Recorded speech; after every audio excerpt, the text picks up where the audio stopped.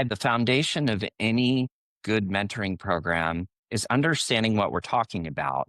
And if you look at this definition here, what really is standing out here is that it's not a one dimensional definition. It's not a one dimensional relationship.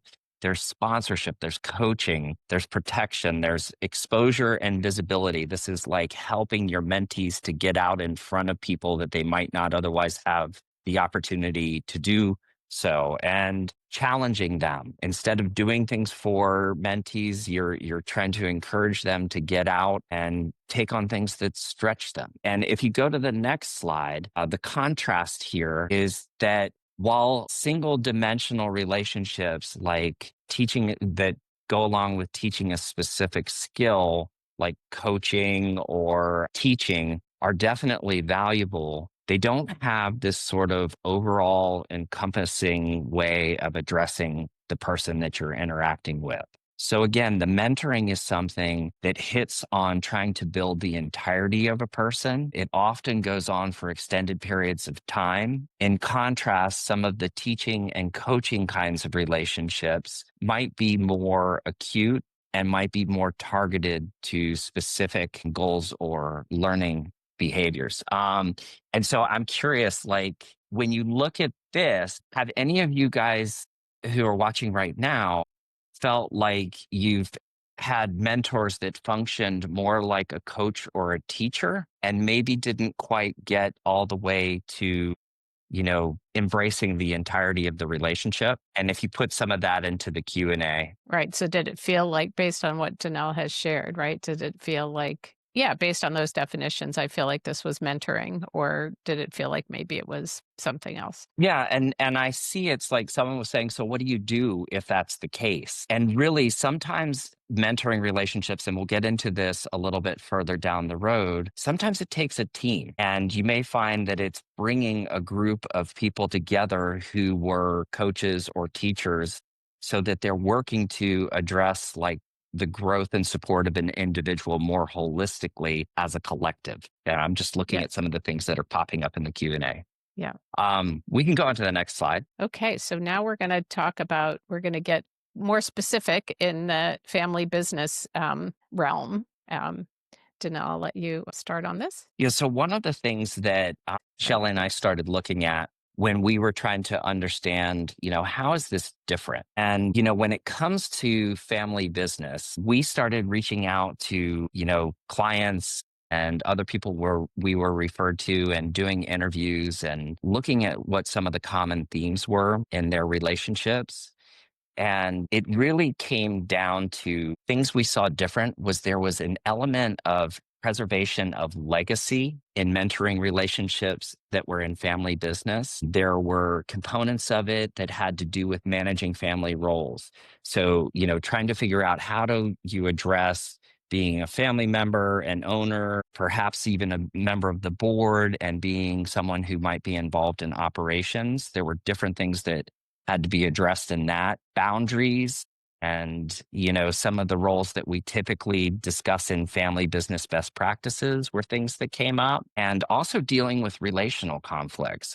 So one thing that popped up a lot was that, if I'm in a business that's owned by my family and I need to learn something about something that could potentially make me look like I don't quite know what I'm doing, how do I manage that risk? And there's certainly ways to address that in terms of programming, but I'll let Shelley jump into some of these other things here Yeah. and talk a little bit about that. Thanks, Donnel. Well, one of the other things that we saw in the managing family roles, which is different in a family business than elsewhere, is some people, even if the mentor-mentee pair, they felt like they could manage the relationship based on whatever their familial ties were. Sometimes there might have been, so say it was an uncle or a cousin, but then there might be other family relationships beyond that, put the mentee in a position of not being sure they could share freely because maybe that uncle or that cousin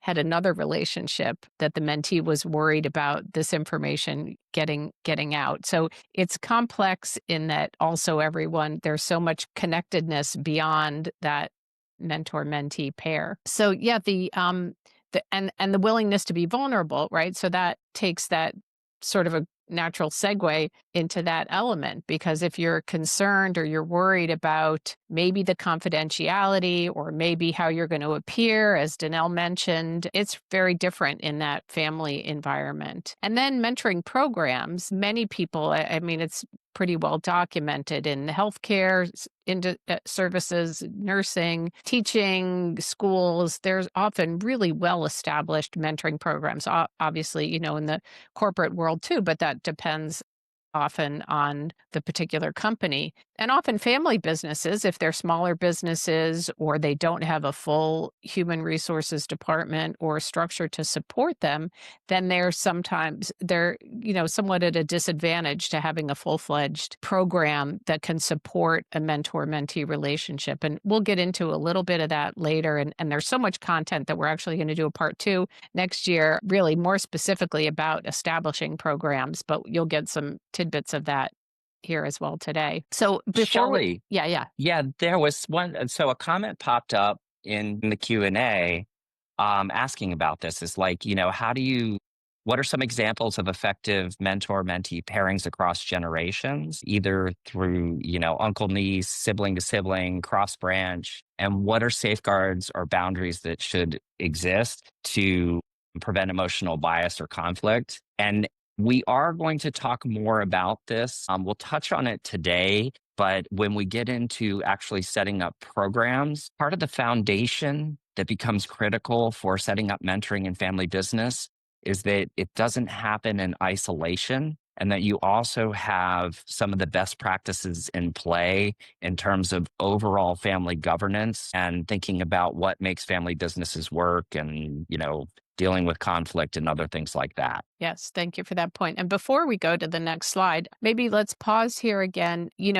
Has in anyone's experiences with mentoring, and we didn't specifically ask if the mentoring that you've experienced or, being a mentor or mentee, if that's been within the family business or elsewhere, but has anyone experienced sort of the challenge of managing multiple roles or wearing the many hats? Has anyone experienced that getting in the way of a mentoring relationship? And the question that was in the Q&A sort of touched on that as well. But just to think about that, throw it in the Q&A or just, consider that on your own as we move on. So next slide, please. So one of the things that's unique, and you can advance to the next one right there. Yes, thank you. Is when we did our research and had conversations with people and then dug through the data, we uncovered we uncovered what we consider three unique needs, or three needs. They're not unique, but this is unique about family business in that we feel there are three. So the legacy, operational, and interpersonal.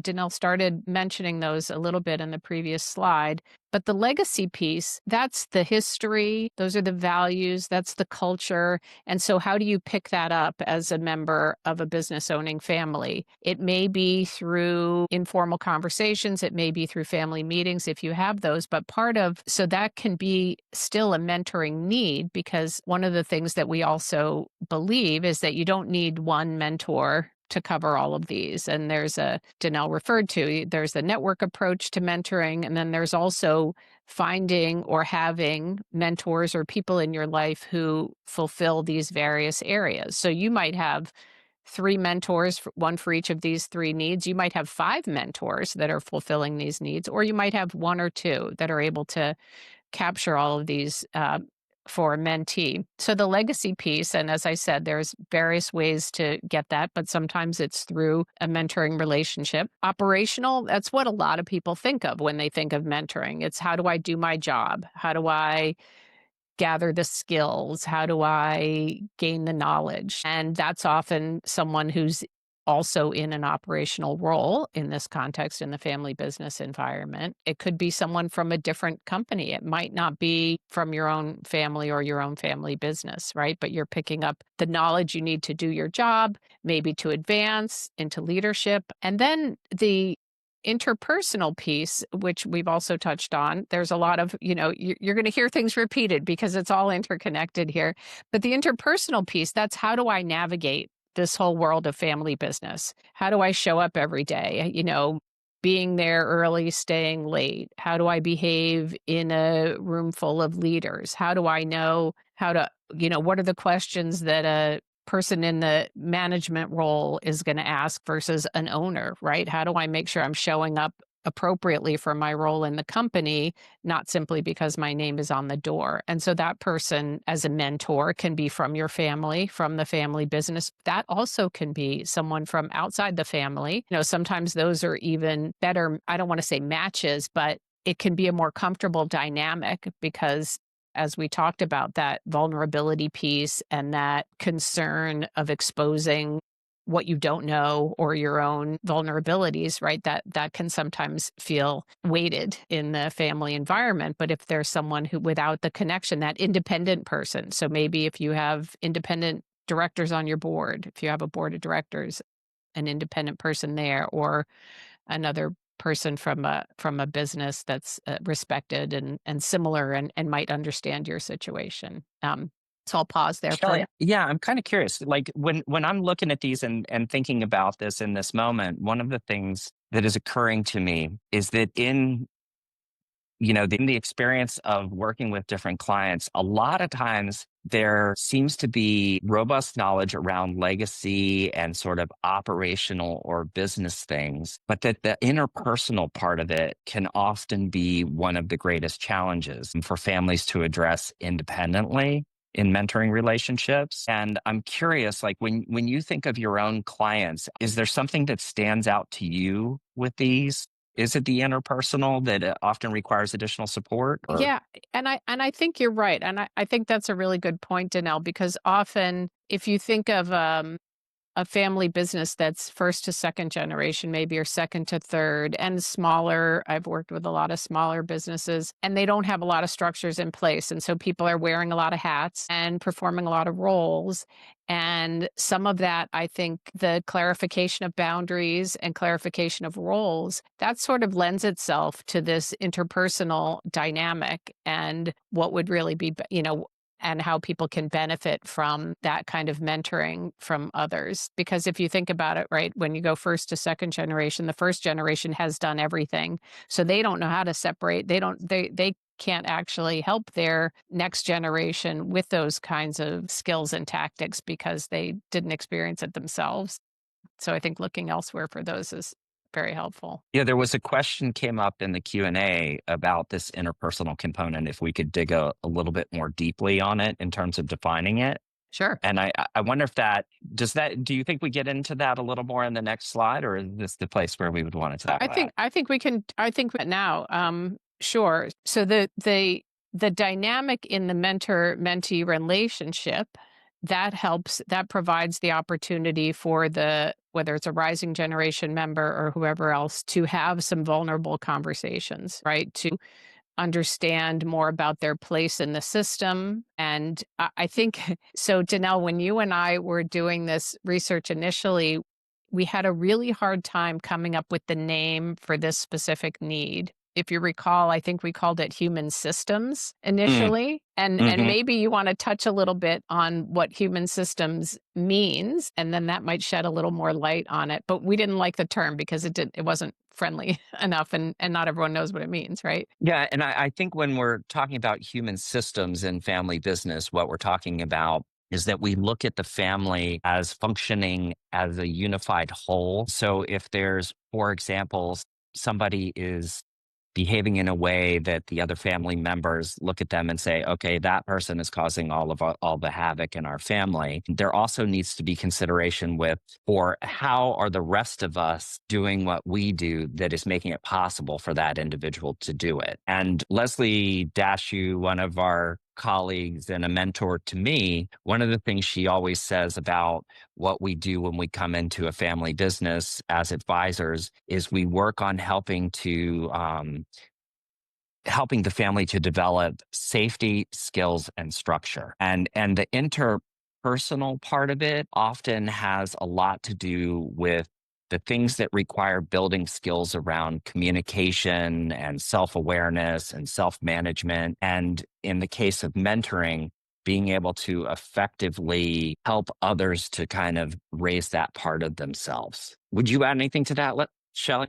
Yeah, and I'll give an example too, and actually it's from my family business. We developed a mentoring program for rising generation family members to learn how to be directors on a board because we have a fiduciary board with a majority of independents, and so those are great mentors. But also from the on the family side, from the ownership group, we needed to develop potential future directors. So we had a learning program with a mentoring component. And the interpersonal piece in that setting is helping these young people new to a board of directors, understand what questions are appropriate. When is an appropriate time to speak? Things about demeanor and comportment and all of those things. You know, most of them come with all of that, but if there are areas that the mentor might be picking up on that they feel these young people could benefit from, they help guide them in that as well. And they're there to answer the questions about what's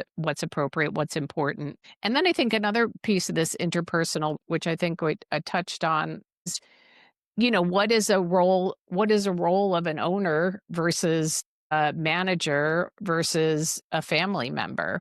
Can I just show up at the office, or can I show up at the plant, or show up in the warehouse and just, you know, start talking to everybody and saying what I think? Or do I need to understand, do I need some mentoring, some advice, some conversations with someone who's going to let me know, as an owner, this is your purview, and it has nothing to do with how the warehouse is set up. Actually, a quick anecdote, which I like to share with my cousin. When he was young, started working in the business, and he was stocking shelves, right? So nothing to do with he was stocking shelves in stores, and showed up in the warehouse and just said, "Why is the warehouse set up this way?" Out of curiosity. And the next day he showed up and the warehouse was set up differently. And he said, "Well, why'd you do that?" And they said, "Well, you know, you're an owner, and you asked this question. So that was a sort of a wake up call to him. Wow, I need to be careful what I say and who I say it to, because my voice carries more weight." Right. So, as an owner, as a member of the family, people are going to listen to you,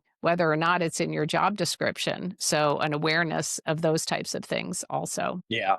Yeah. The need to really sort of know the impact you're having because of the last name that you may carry. Right.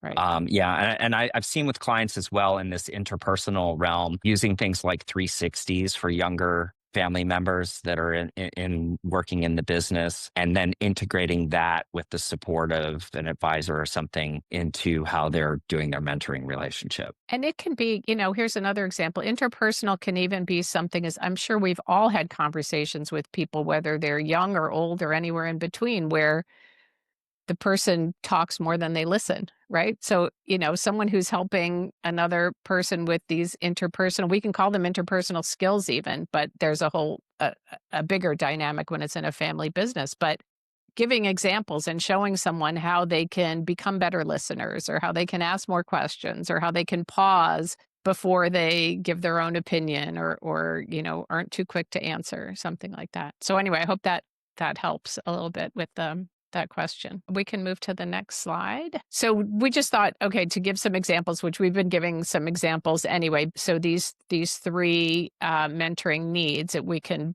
pick a person who's maybe moving from management to leadership. Likely that person, if they're a family member, is going to know company history, but maybe they don't have the depth in all the different aspects of the company. Maybe, you know, there might be areas that need to be dug into a little bit more. An operational example can be developing budgets, right? If it's someone who hasn't been in that leadership role, or that department hasn't, you know, that they were managing hasn't required it, they might need some guidance on that, which is a skills, you know, it's a tactical area. And then that building self-awareness, right? How are you coming off as a leader? How you're going to build a team? What is leadership? You know, what's leading versus managing, and what do those things include and require? So, you know, these could be some goals.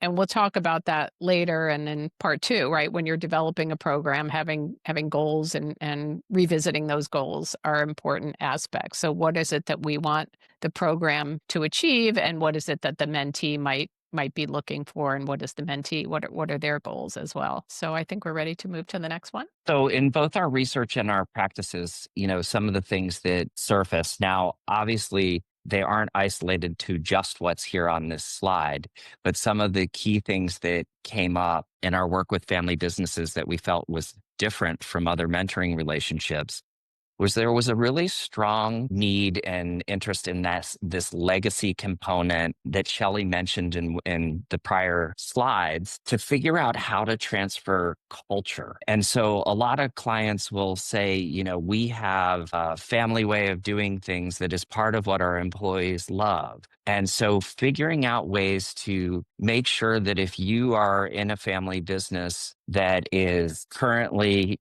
being run by family, how to sort through what are the good things about family and what are the things that about family that maybe shouldn't be included in the way that you manage the business. And those can become part of the mentoring discussion.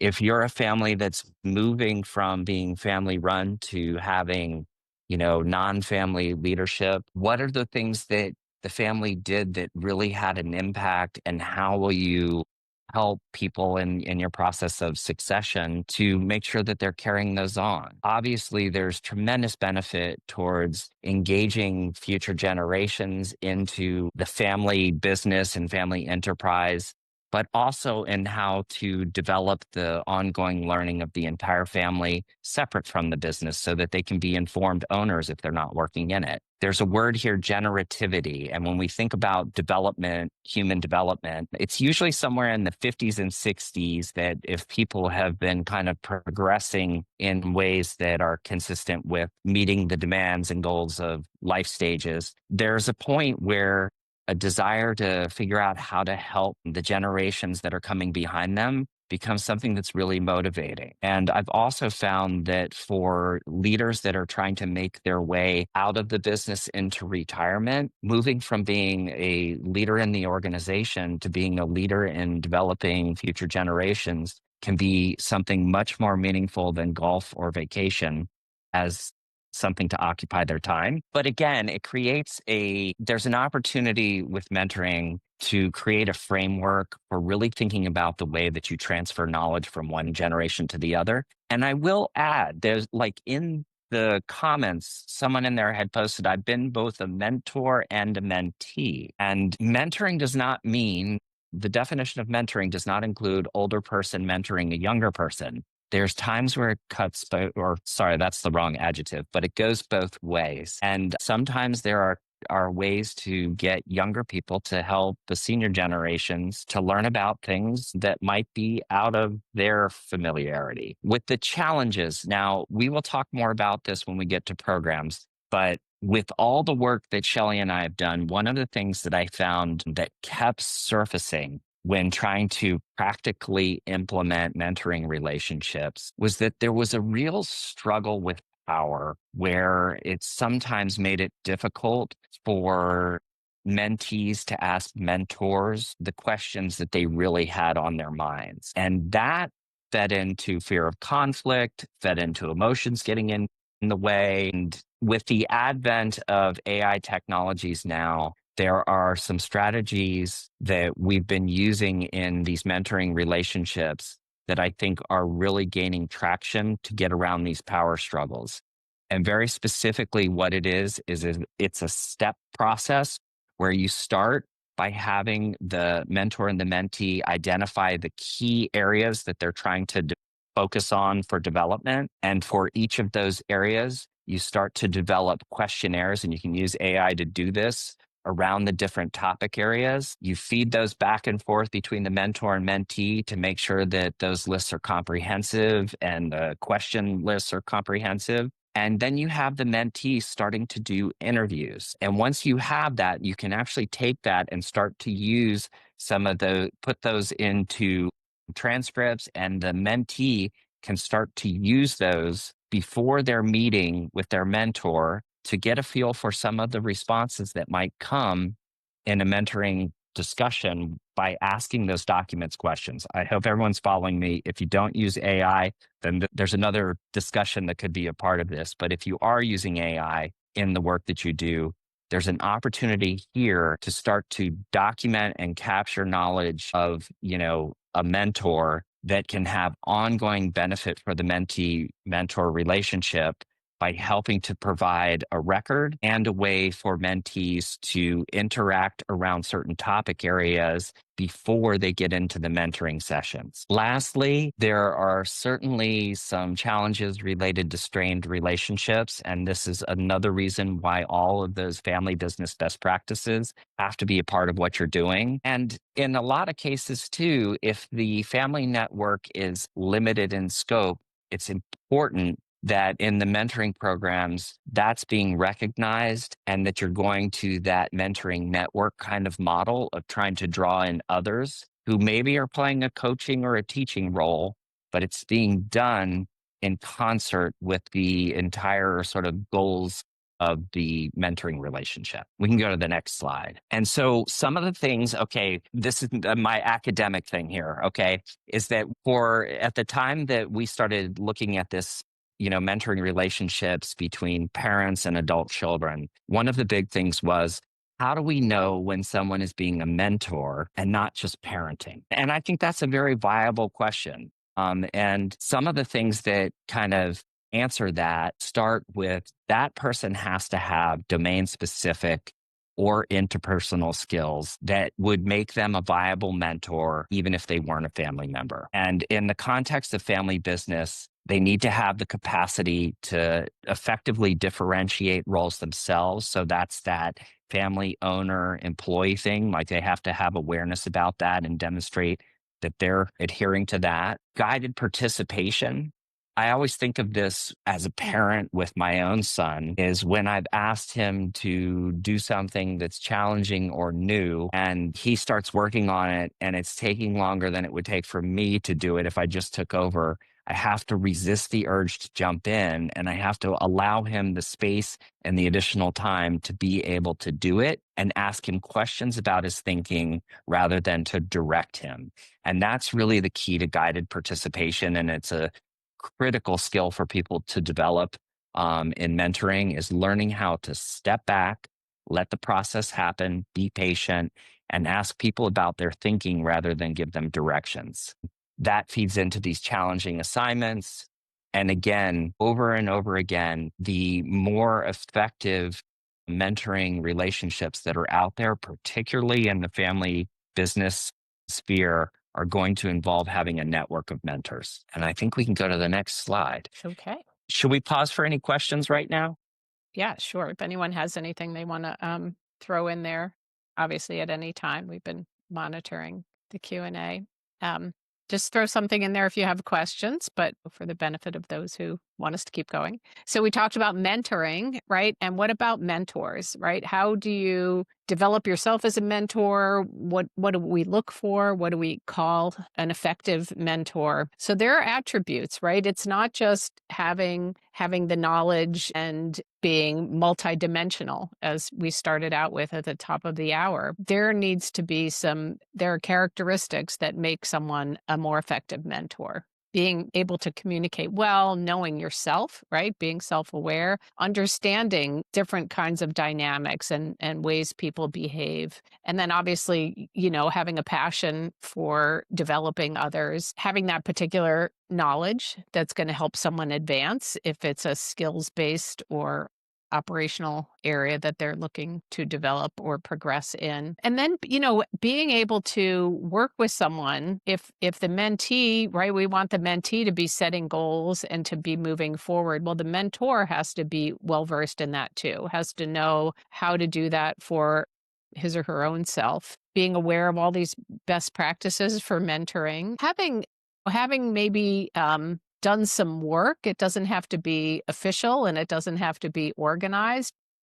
Understanding what it means to want to progress, both for yourself and for others. So an awareness and an interest in personal development, but really being able to apply it to oneself as well. And, we put sense of humor in there and that came, I think, from Donnel's initial research, that really he found that the relationships which were really productive and beneficial both ways were ones where people, can appreciate each other, can appreciate lighthearted things, right? It doesn't all have to be serious and heavy. And actually, Donnel, I don't even think we get into it in this program today, but having other activities, do things that, where you get out, you're not just sitting in a room together or sitting on a Zoom call together, but engaging each other in different settings and different environments, which I think talks it's not exactly on this effective mentor, but the sense of humor piece reminded me of that. Yeah, when you talk about having other things happening in the relationship other than the formal sit downs, I always remember what this one person shared with us who we spoke to about. He had a mentor on the board, but felt that if he engaged in like, asking questions and things like that in the formal settings, it always felt a little more risky. But when he would be at the water cooler or out to lunch and things got a little more lighthearted, he felt like it helped him to be more vulnerable and open, and that those informal discussions ended up being the most valuable ones. Yeah, and I think setting plays a role, right? So if you're, Absolutely. you're having a meal with someone or having a coffee, it feels a little bit more relaxed than sitting in an office, which, maybe sitting on a Zoom, either way. Oh, it's a social, it feels more social. And so people tend to, be a little bit more relaxed or open up a little bit more. Yeah, there's a question popped up, and how do mentors navigate different worldviews, business philosophies, or faith expressions in the same family? And I love that question because I think one of the things that is so critical in family business more broadly is people working on learning how to appreciate differences. I think this gets at values and dispelling the myth that certain behaviors are always going to be associated with certain values. So the example that I give in this is that if you see someone who's a family leader in the business and is going out and always making sure that they're, really engaging with employees and asking them how they're doing and, remembering things about their kids, a lot of times people make the assumption that that's because they are value being highly connected, social, care about their employees. And while generally that may be true, there are also folks out there that have learned to do that because they place a high value on the financial welfare of the company and have learned that those kinds of behaviors are beneficial to the bottom line in terms of what they do for employee engagement. And so the same can be said in response to this question is that if you can help for mentee and mentor to kind of look at what their own values are and how those relate to certain kinds of behaviors that are highly desirable for whatever the goals may be. And you teach them to understand that either one of those perspectives for how they come to the desired behavior is valid, you can really sort of expand the learning for both the mentor and the mentee. I hope that gives kind of a little bit of a answer to the question. I love that answer, Donnel. And I was also thinking about how it's great to set, and maybe we can add actually a couple of these things to this very long list already of what effective mentors and mentees are, but promoting a no judgment zone and an open mindedness. Right. Because, and you're exactly right, how you move through life, we might move through life in a very similar way, even though our religions might be different, right? Or our political views might be different. We still might carry ourselves in the workplace and with our families in a very similar way and have very similar values, even though some of those other things might not be similar. And so having that openness is helpful. And referring, once again, mentioning to programs and developing programs, one of the things that an established program can do for the mentor and the mentee is help with some of the training, I'll call it, or having an orientation to set people up so that they understand some of these behavioral foundational items to help with successful relationships. Yeah, and mentoring is really at its essence. It's like its roots go back to ancient Greece, and there's a concept and sort of the core values of ancient Greek families and things like that called charis, and what it means is reciprocal favor.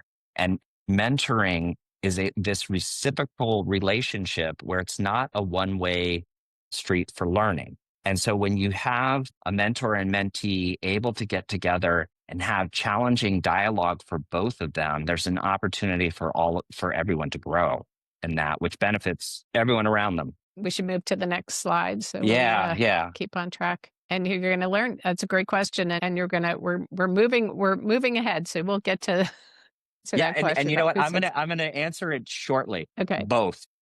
yeah, And so the question being asked is who sets the curriculum for the relationship, the mentor or the mentee?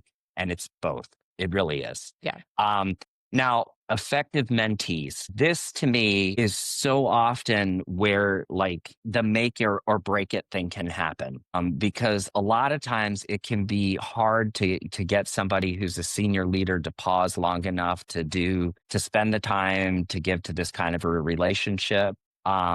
Someone who wants that relationship from a senior leadership can draw them into it if they are doing the things that highly effective mentees do. Additionally, if someone is willingly giving their time formally or informally to a mentoring relationship, this list of things for effective mentees can help guide a mentee on how to be, demonstrating appreciation and that you value the relationship. And so really like it goes to that reciprocal learning thing. It's like can identify and solve business problems. There's definitely things that younger generations can bring to the table if they're in the mentee position. Or, on the other side of things, let's say you have a younger mentee that is, and this is kind of a cliche, but mentoring an older mentee on technology or something like that. The older mentee may be able to help the younger to be aware of some things that might be blind spots for them that could be challenges related to how you teach older people technology. And I include myself in that. And ambitious and willing to take on new roles and responsibility, willing to work hard, seek out new challenges, and have strong interpersonal skills, can also contribute to the overall network of the relationship. And again, we like that sense of humor piece. But all of these things are about stepping in and not just expecting to have knowledge bestowed upon you, but to take an active role in how you engage with that and make the relationship valuable to both. And a question just popped up in this too. What is an optimal number of mentee relationships that a mentor might carry? Are there group mentee mentor relationships? I don't know that there's an optimal one other than to say that it's one that doesn't overwhelm you, but there are definitely examples of mentors working with groups. And so you could certainly have somebody who expertise and interpersonal awareness who was interested in developing a group of next gen members and doing some team mentoring or group mentoring with them. That's absolutely a viable way to do it. And I think also some people view the forum experience, whether it's through a program at a family business center or through IPO or Vistage. I mean, some people view that as gaining some of those aspects of mentoring, both on the learning side and the giving side. Yeah, and in a way, I think that's a great example too, because with the peer forums, you end up having a group of people who come together and start, optimally having interest in developing each other. And so there's this sort of like mentoring process that begins to organically unfold in that. And when we look at these effective mentee things, they really are, to some extent, about competencies and sort of prerequisites for mentoring. And the next slide goes into the responsibilities.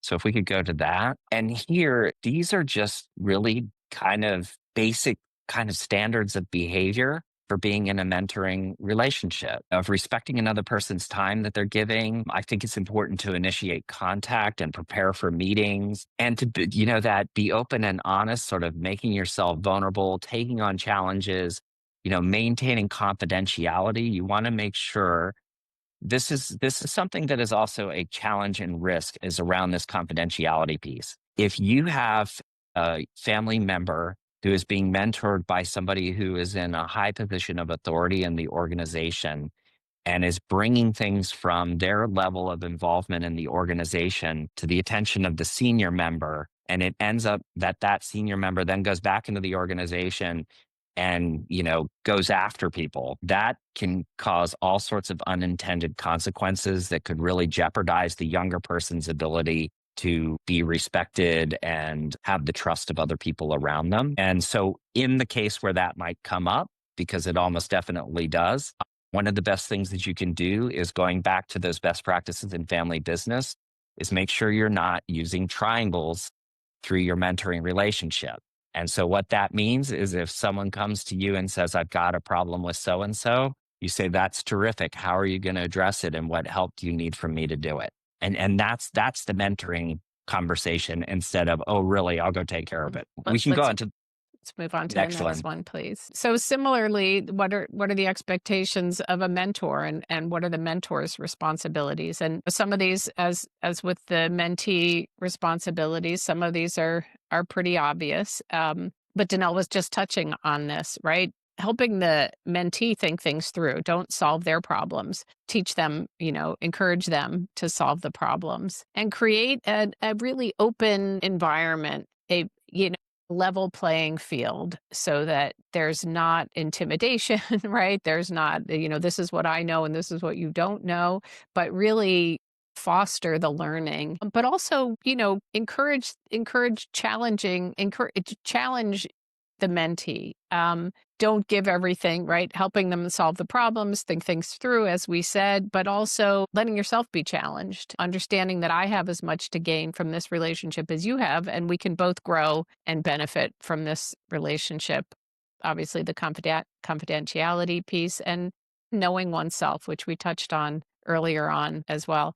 I think in the interest of time, we should move to the next slide here. We're almost done here, but want to get through them all. What else is needed in this relationship? So this touches on the question a little bit about the curriculum, and that's more in our part two, which is setting up a program. But it's really up to the mentee to keep things going forward. I'm sure this is true of Donnel, but in my experience, the relationships that I've known about and experienced, when they've fallen apart or when they say, it didn't quite work out, often the mentee just sort of stopped contacting the mentor, right? And it's not up to the mentor. It's up to the mentee to keep that relationship going. If someone needs to cancel for whatever reason, it's up to the mentee to reach back out again. And, as we mentioned earlier too, having other activities that you engage in is super helpful and enhances the relationship because the mentor gets to see the mentee in other environments so they can help support whatever sort of, advancement or improvement might be needed in different types of areas. We've all been in a restaurant with someone where, the person we're with says gimme to the waiter or waitress. Well, there's a great opportunity for someone who's striving to be or interested in being a leader somewhere to understand how words and demeanor convey certain messages that maybe they're not intending, that they don't realize that they're conveying. Donnel, I'll let you have any other We can comments go, on this one. yeah, we could go on to the next slide. I think it Okay, kind of sure. complements this one. And I think in this one, it's like, one of the things that comes to mind is mentoring's not like a transactional relationship. Okay. It's not, I do this for you, you do this for me. There may be elements of it that sort of organically may unfold that way, but it's more about reciprocity than it is about transaction. And so the intent in the mentoring relationships is like it should stem from a place of genuinely wanting to help support the development of others. And I think that's a foundation for this. And in that spirit, it's challenge and respect each other. So challenge, going back to let people have the opportunity to try and work through the problem with you serving as, if you're the mentor, serving as the person who asks the questions that they might not be considering relative to finding the solution rather than doing it for them. I think openness and honesty is critical. Where that doesn't show up, it definitely leads to a slow death of the mentoring relationship. And we'll talk about exiting relationships in part two. Commitment to giving and receiving feedback. There are some ways to do this that put it together in a structure so that it's not as likely to be received as criticism or other things like that. Because feedback, when done properly, should be neutral. And basically, it describes a behavior and it describes an impact. And so knowing how to do that effectively is pretty important. And then always looking for ideas for further growth and development. Again, critical piece of this. Shelley, maybe if you could talk briefly about that resource that we have Yeah. post on Yes. aspenfamilybusiness.org. It's on the website, and I think Adelaide has it, and she can put it in the chat for you, and it will come out with the email with the recording if we got that successfully captured for you. But post webinar, we have the keys for successful mentoring programs. So it's just a short piece, but it touches on some of what we covered, and then also additional items which will help, are important for establishing programs, structured or not. I mean, it talks a little bit more about the structured program, but it touches on the elements which are helpful for success. You'll get the slides also from this webinar. And our next follow up, part two that we referred to, is going to be in April of 2026. So hopefully you can join us. I know it's a long time between now and then, but super happy for all of you joining us today. And on behalf of everyone in the Aspen Family Business Group, thank you for joining us.